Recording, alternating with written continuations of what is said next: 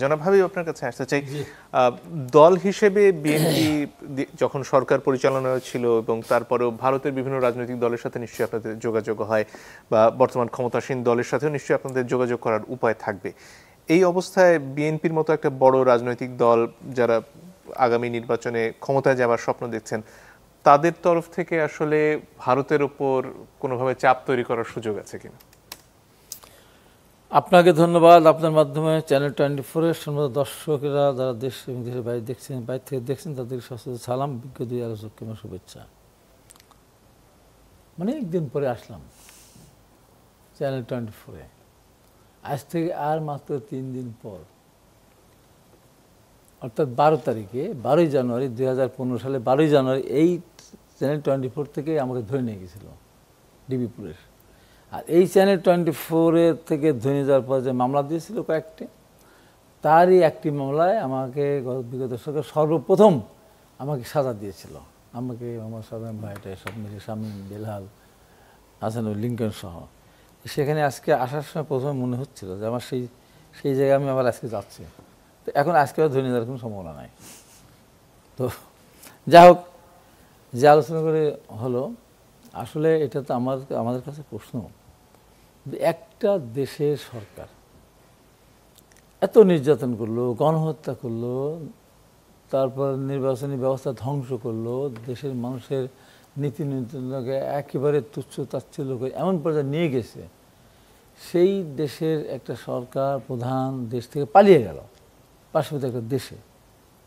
সেই দেশ একবার ভাবে না আমার বাংলাদেশ আমার নিকটতম প্রতিবেশী, সাথের প্রতিবেশী, ভারতের আশপাশে যতগুলি রাষ্ট্র আছে একটাও ভারতকে পছন্দ করে না, কেউই তার পক্ষে নেই। ভারতের এই নীতির কারণে আজকে বাংলাদেশকে যে নোংরা খেলা খেলছে, এই খেলা তীব্র নিন্দা প্রতিবাদ করি। এটা ভারতের বিশাল গণতান্ত্রিক দেশ বলে আমরা জানি, মানি, যে তার কি এই চেহারা, তার কি এই কাজ। এখন বাংলাদেশের একজন গণহত্যাকারী, একজন সাবেক প্রধানমন্ত্রী একদলীয়ভাবে নির্বাচিত, ভারতে আশ্রয় দিয়েছে, তাকে খুব আরামে আয়েসে তাকে রেখে দিয়েছে, একটা বাংলো দিয়ে রেখেছে। সেখান থেকে বসে বসে ষড়যন্ত্র করছে, ফোন করছে বিভিন্নভাবে, নানানভাবে। তো এটা আমার কাছে কাম্য না, মোটেই কাম্য না। আর যে কথাটা আলোচনা হলো, তার সাথে কথা বলার জন্য ভারতে যাওয়ার দরকার আছে কিনা বা অনুমতি নেওয়ার দরকার, আমি তো মনেই করি না। যিনি পালিয়ে গেছেন, যিনি পতিত সরকার, তার কাছে কী জিজ্ঞাসা করবেন? কী জিজ্ঞাসা করবেন? পিলখানা হত্যাকাণ্ড ব্যাপারে কী জিজ্ঞাসাবাদ তাকে করবেন? তাকে জিজ্ঞাসাবাদ করার তো দরকার নেই। তা আমরা দেখেছি, স্বচক্ষে দেখেছি কীভাবে সেদিন আপনার এদিকে হত্যা করা হলো, কীভাবে সেনাবাহিনীর দায়িত্বপ্রাপ্ত বিজেপি প্রধান, তখন তো বিডিআর ছিল, বিডিআর প্রধান শাকিরকে হত্যা করা হলো, কীভাবে তার পরিবারের উপর, পরিবারের সদস্যদের অত্যাচার করা হয়েছে। পাকিস্তানের সাথে আমাদের যুদ্ধ হয়েছিল, যুদ্ধ মানে পাকিস্তান আমাদের উপরে যুদ্ধ চাপিয়ে দিয়েছিল।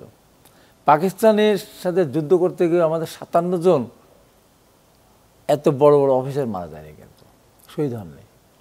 আর্মি ক্যাপ্টেন নিচ থেকে শুরু করে জেনারেল পর্যন্ত, সেটা এই পিলখানা সেই হত্যাকাণ্ড সংঘটিত হয়েছে।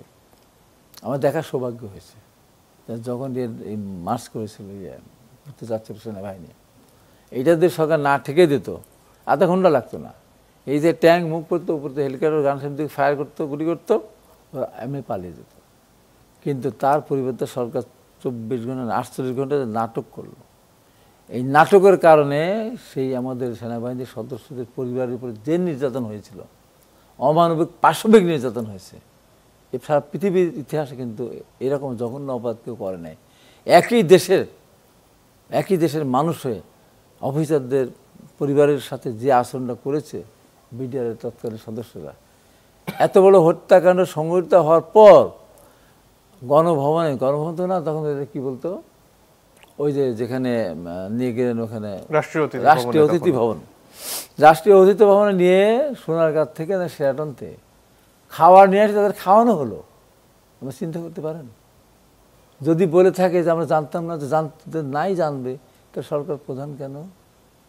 এত কাছাকাছি একটা জায়গা, পৃথিবীর ইতিহাসে এমন ঘটনা ঘটেছে। তো এদের মধ্যে মানে কি হলো একটা ডিএডি, তার সাথে বসে রাষ্ট্র আলাপ আলোচনা করছে, সংলাপ করছে, প্রধানমন্ত্রী সংলাপ করছে, তাদেরকে খাওয়াচ্ছে, 5 তারকা হোটেল থেকে খাবার নিয়ে এসে তারপর যে নাটকগুলি করলো এর জন্য তার কাছে জিজ্ঞাসা করার কোনো দরকার নাই, তাকে জি দরকার নাই। তার বিচার তো একেবারে দিনের মতো স্বচ্ছ অবস্থা, তার বিচার করতে তার কাছে কি জানতে হবে, কি বলবে, জি অনেক কি ধন্যবাদ। বলবে?